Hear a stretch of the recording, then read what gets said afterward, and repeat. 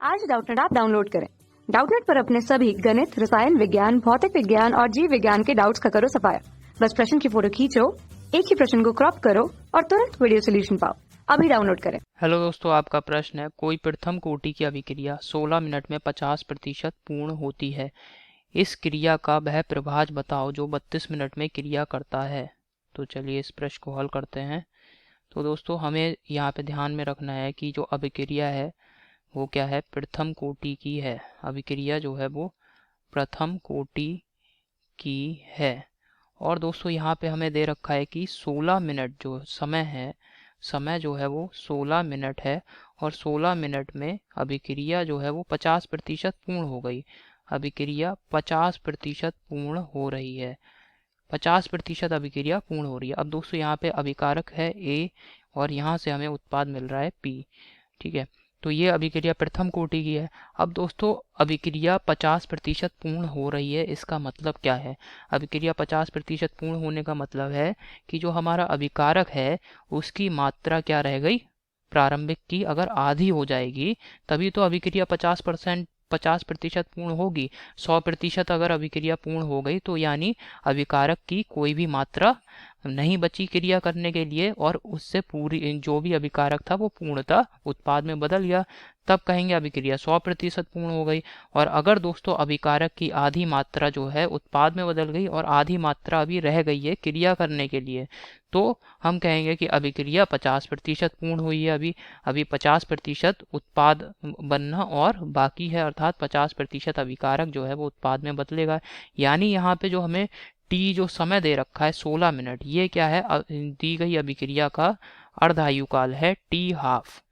ठीक है, तो टी हाफ है ये 16 मिनट, अर्धायुकाल है जो कि इस प्रथम कोटि अभिक्रिया का।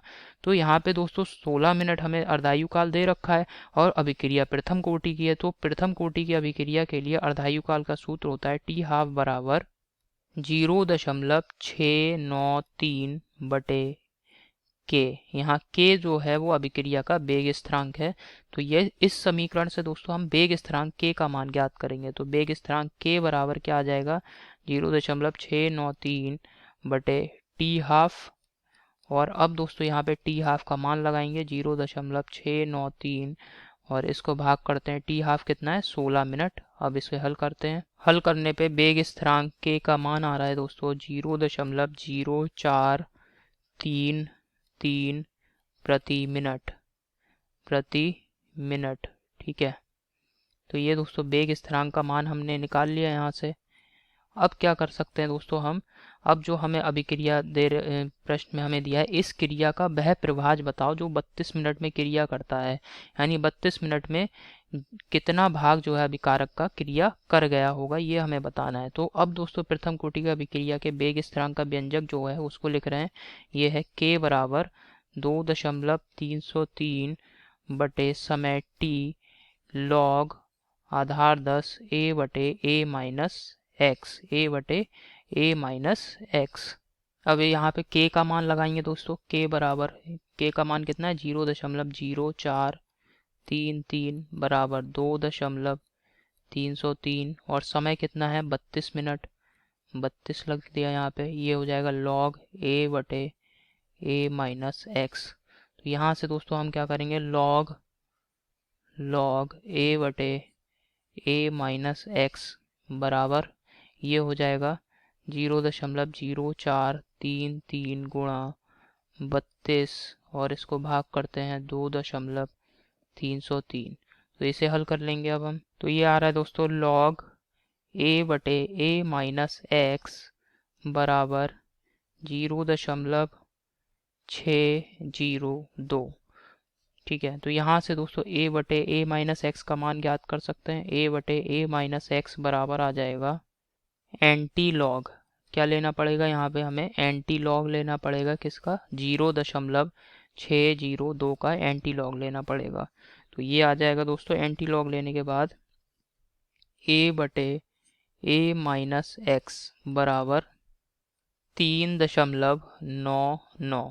ठीक है, ये आ गया। तो यहाँ से दोस्तों a माइनस एक्स बराबर क्या आ जाएगा, a माइनस एक्स बराबर आ जाएगा a बटे 3.99 और इसको दोस्तों हम लिख सकते हैं 4 के बराबर।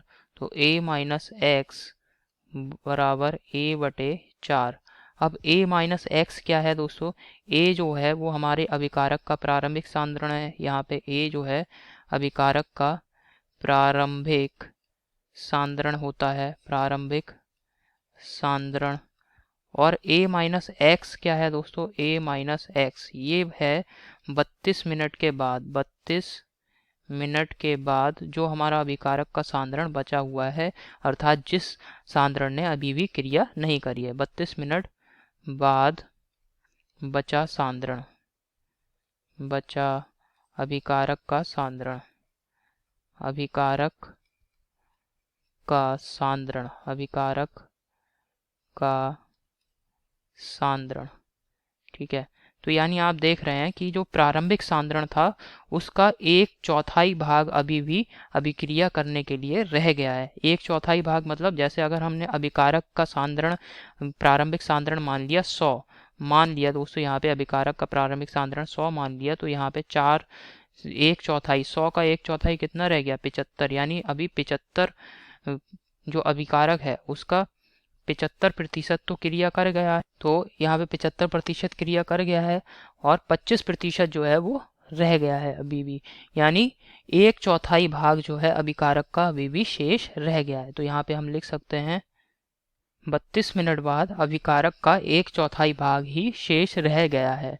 अब 1/4 भाग रह गया है तो यानी 75% जो अभिकारक था, मतलब 75% जो अभिकारक था उसने क्या करा है? क्रिया कर लिया, अर्थात अभिक्रिया जो है वो कितने प्रतिशत पूर्ण हो चुकी है? 75% पूर्ण हो गई है।